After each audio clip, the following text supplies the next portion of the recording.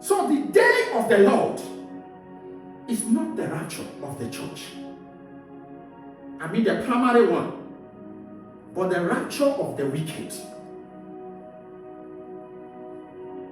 Paul knew about this, he talked about it. That's why he said, on the day of his judgment, which he shall execute by that man.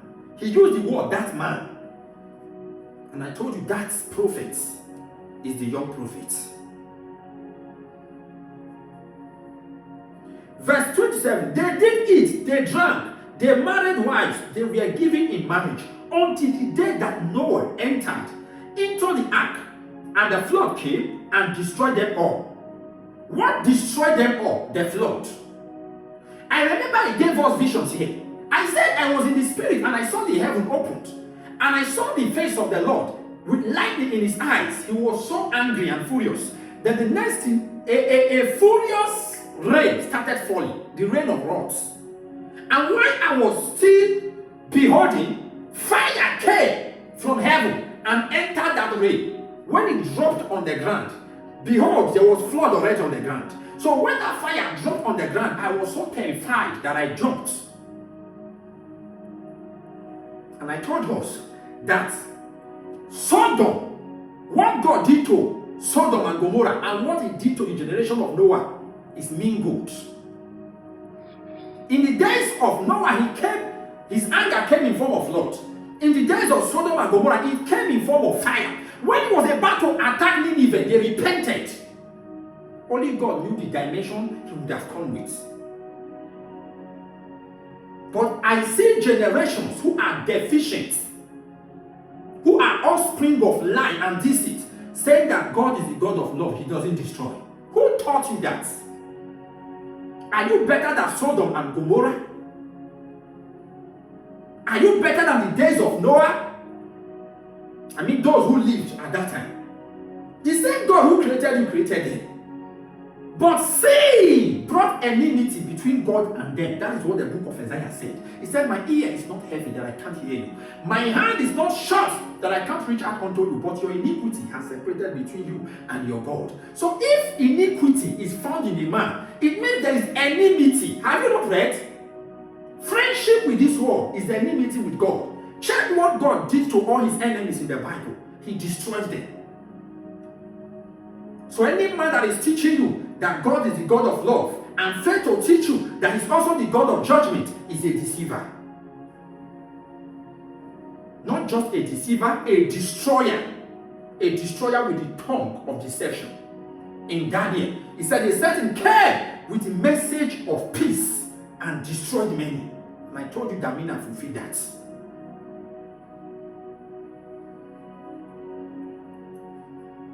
Verse 28. Likewise also as it was in the days of Lot, they did eat, they drank, they bought, they sold, they planted, they builded. But the same day that Lot went out of Sodom, it rained fire and brimstone from heaven and destroyed them all. Even so shall it be in the day when the Son of Man is revealed. What did I tell you? He's going to reveal himself through the young prophet. What did Paul say about revealing? He said that suffering of this present time is not worthy to be compared with the glory that shall be revealed in us. So they use the word revealed because this man will come in disguise. Men will see him and not know who he is. Men will behold him daily and not understand that this is Christ. So he will be revealed. So in the days of his revealing shall judgment proceed. That is why they said the Messiah, the Prince, will come during the troublous time. He said that people of the Prince, they shall come. And Jerusalem shall be built unto the Messiah, the Prince. What will bring about beauty if there won't be destruction first? So the Jerusalem that will be destroyed is the one your pastors are officiating in today. The old Jerusalem. So the new Jerusalem will come during the days of the young prophet. That is why in Revelation the Bible said, I see the new Jerusalem proceeding out of the mouth of God. And I said it won't be a building. It won't be a physical building just coming out of the mouth of God. No, it means this God through the mouth of his prophet. They are transmitters. So when God speaks to Jerusalem, the prophet begins to speak it out.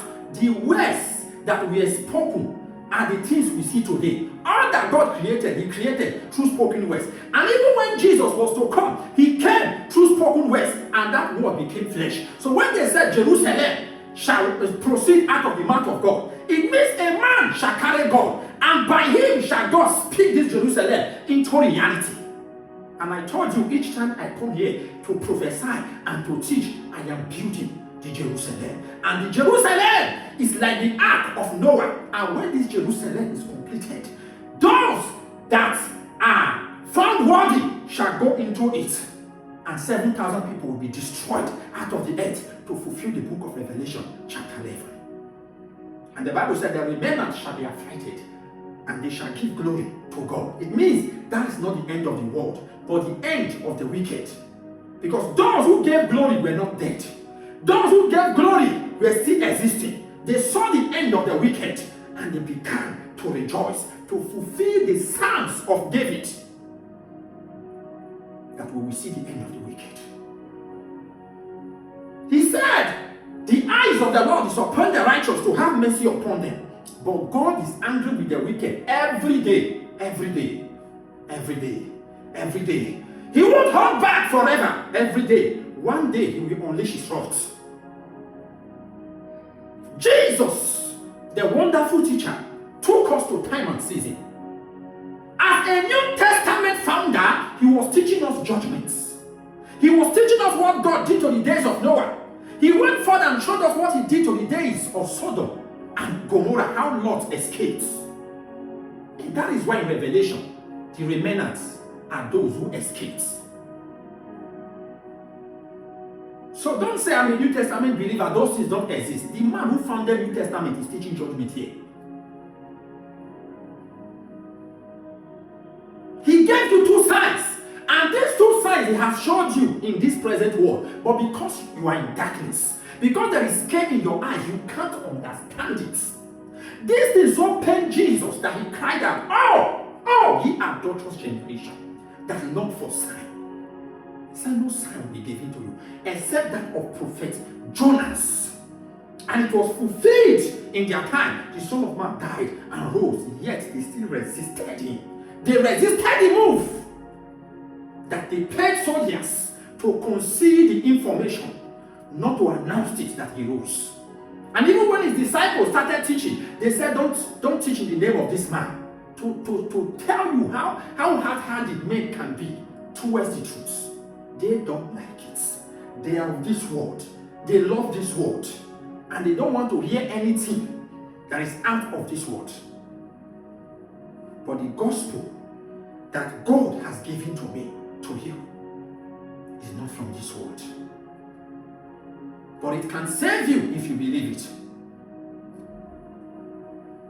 Let me show you a sign that God gave to you people concerning this thing Jesus said. I told you, a generation can be spoken to in a generation. A generation lives inside a generation.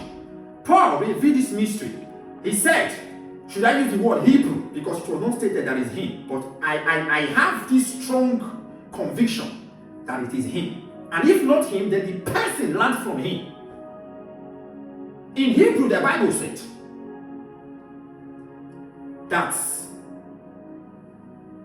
Levi, the tithe collector, paid tithe to Melchizedek while he was yet in the loins. In the loins.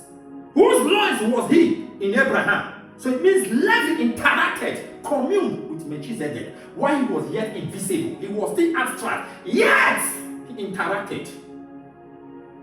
So when you see Jesus talking to a generation, he is saying other generations to come in a particular generation. So he speaks to them based on the things he sees. Why men receive it like mortars? And because of this, things that ought to have saved them begins to destroy them. It becomes their destruction. He says, speak to them in a dark speech, so that they will hear, they will not understand. They will see, they will not perceive, the people of the world. But those that are of him, the Bible said the disciples went to him and he began to unravel the mysteries, to the Pharisees, darkness. But to them who came to him, who he unraveled the mystery to, light. And that is why, even now, many of you might see the things I teach as foolishness. Because the Bible said the foolishness of God is wiser than the wisdom of men. Yes. He uses the foolishness of this world to confound the wise. So those things that make sense to you doesn't make sense to God. Because as the heaven is higher than the earth, so is his way higher than your way, and his thought than your thought. What they taught you are the traditions of men, the commandment of men, men's dogma. Even Jesus said it, for they preach for doctrine, the commandment of men. Who was he referring to? The Pharisees, the fathers of your fathers. Those your fathers copied from. Men who are high-minded. Men who cannot condescend. Men who cannot hear the younger ones. And I said, Samuel, do not keep this from me. Tell me that which God has revealed to you. But these ones, they come online and they tell you that we don't even have time to watch them. We don't have that time. We don't have that time. Don't have the time, but we have the time to cry. We have the time to sorrow. We have the time to lament and weep. When the fallen generals cannot perceive and see that God is crying through his own to them, then they cannot be redeemed, they cannot be helped.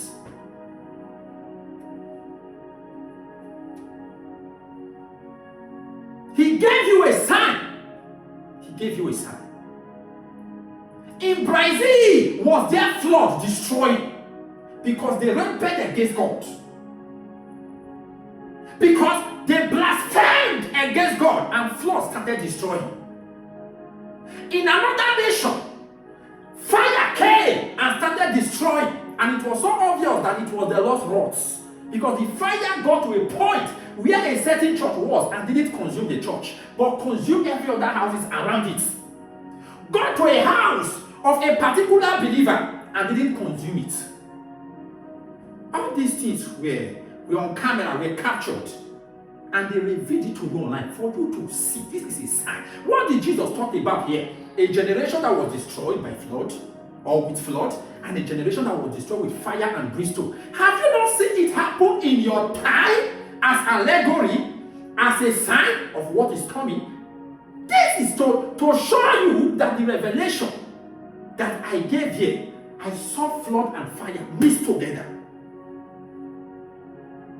It's true. But you want it to get here. And remember last year I told us, I said the judgment of God sometimes doesn't just happen everywhere at the same time like it happened during the days of COVID-19. I said sometimes God moves to one nation. From that nation he moves to another nation. And today you see how he moved to Brazil. Today you see how he moved to that very nation he burnt with fire. And he's still moving from places to places. And you see different destruction, disaster going on. You want him to come to your village or where you are residing before you will believe. This is why Revelation said the unbelieving have their part in the lake of hell. Who was he referring to? Those in the church. Why did he describe them as unbelievers? Because they are unbelieving believers. They believe in the name Jesus. That is why they were in the church. But there are prophecies, there are mysteries, there are revelations, there are depths of truth that they cannot receive. They doubt it. An Israelite, which is by interpretation a Christian, concerning this context, understand me, heard a message from Elisha that there will be plenty by tomorrow. He said even if the windows of heaven open, it won't be so. These are the kind of people we have in church today. Men who are Israelites or Israeli. The Bible said they are not all Israel that are Israel. They claim to be Christians, but they are not Christians. He said, my sheep hear my voice, and they hear. They know, they can identify. How come you don't know that it is him that is crying out here? How come? How come you can't perceive that these things cannot be revealed by mortal man? How come you don't know that this is the voice of one crying in the wilderness, saying, prepare the way of the Lord and make his path straight. How come you don't know? How come you don't know? How come you don't know? Because the ministry is different from the ministry that you are used to. Didn't you see John the Baptist? When they called him John, the people said this kind of name is not familiar in his lineage. None has ever answered the name John. Let's call him Zechariah after the name of his father, because they understand the kind of name they answer in their generation, in their genealogy. They said John, no, it's not part of it. But the mother said it's not so. His name is John. Was he raised in the temple as a Levite, as a priest, to teach as his father was teaching or doing this in the temple? No, he went to the wilderness. In that place, he was prepared of God, because the ministry that was given to him was not as the same with that of his father. As a matter of fact, he is not even from that genealogy. He's a man who traveled to time. A man who traveled to time and entered a family that is not actually his family. You don't understand. Entered a family that is not actually his family to fulfill purpose. And that is why when he grew up, he was not with them, because they were not actually his family. John! How come you are beholding the hand of God and you cannot identify it?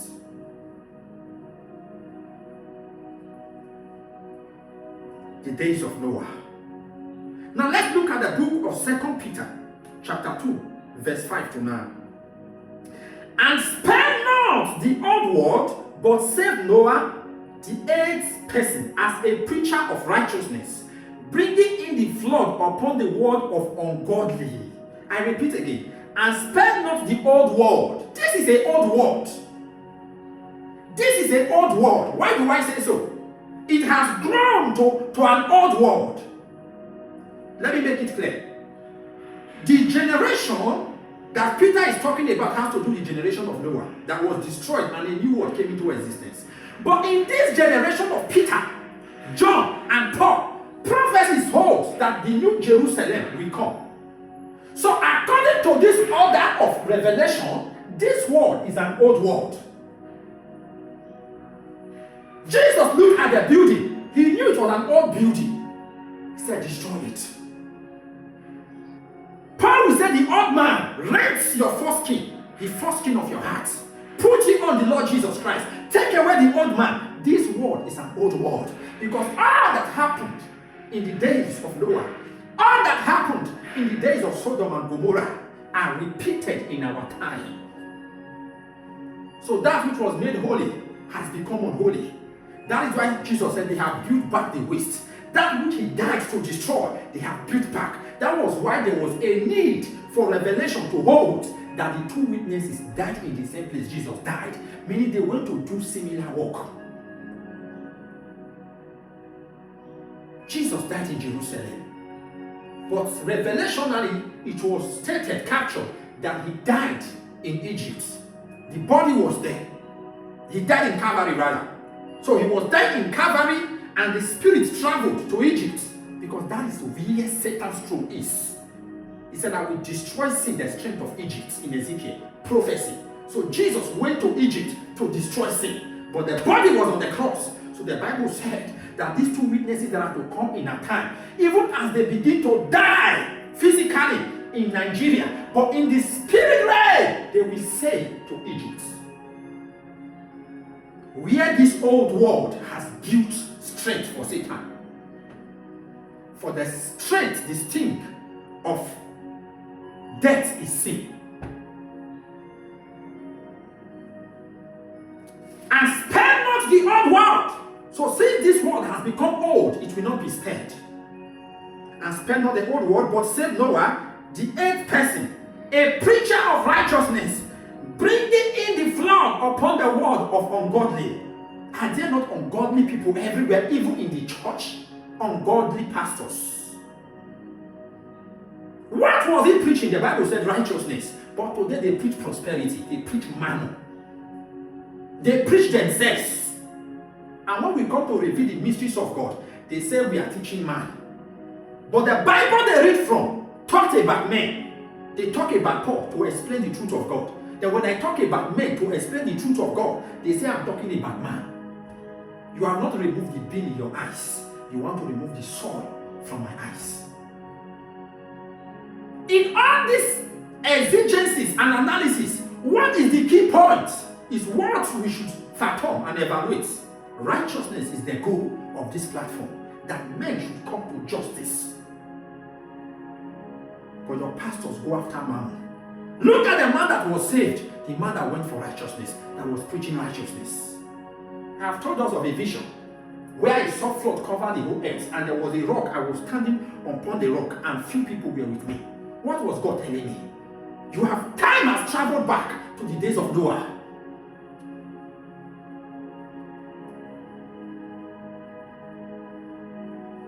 The old world. Verse 6. And turning the cities of Sodom and Gomorrah into ashes, condemned them with an overthrow, making them an example unto those that after should live ungodly. Making them an example, meaning Peter is trying to tell you, if you do what they did, what happened to them will happen to you. That is what he's saying. Where we read from Luke, Jesus gave signs with Sodom and the days of Noah. Now, Peter is teaching, he's also giving signs with the days of Noah and Sodom. He now broke it down that these people are example.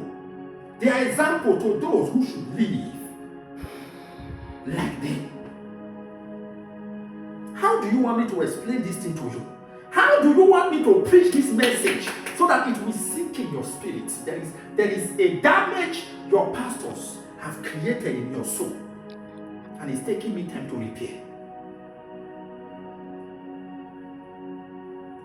And deliver just Lot, vexed with the filthy conversation of the wicked. 8. For that righteous man dwelling among them, each seeing and hearing vex his righteous soul from day to day with their unlawful deeds. And the Lord knoweth how to deliver the godly out of temptations. This is prophecy by revelation concerning this time. Listen. The Lord knoweth how to deliver the godly out of temptations, blanket the tribulation that is coming, and to reserve the unjust unto the day of judgment to be punished. This is why you say that these men that are doing evil, nothing is happening to them. But we that are the children of God, doing the right thing, we keep facing temptation. Look at what the Bible said for your hope, for your comfort, for your solace. He said he reserved the unjust. It means before the day of judgment, nothing will happen to them. Before the day of judgment, they will live in luxury. Before the day of judgment, they will live in comfort, because their reward is in this world. So they are enjoying their reward. This is what they have sacrificed their salvation for. So at this time, let them be. But he's not saying that they are not just reserved to remain in that pleasure forever. No, they are reserved unto the day of judgment, to be punished. So in those days, you will be comforted, you will be consoled, you will be redeemed.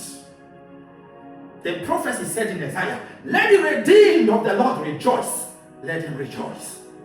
So if you were not in trouble, why then did they use the word redeemed?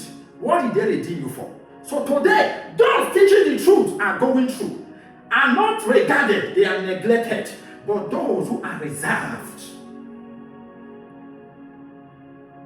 there is a mark of reservation. It means they can't suffer the things you are suffering now until their judgment, but it has started.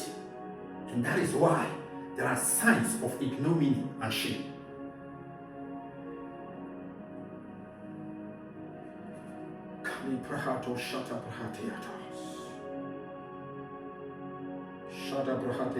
Let's see the book of Hebrews chapter 11. Hebrews chapter 11, verse 7. By faith, Noah, being warned of God, of things not seen as yet, moved with fear, prepared an ark to the saving of his house, by by thee which he condemned the world and became heir of the righteousness which is by faith. So it means it is only those who have faith that can believe this message and escape from the unseen tribulation that I'm talking about. Because you have not seen it, you don't believe it. Nobody don't see it before he believed. He heard it and he believed. Faith cometh by hearing, and that is what God is doing through me, not by seeing. But those of you waiting to see it, you will not escape it. You will not escape it. You will not escape it.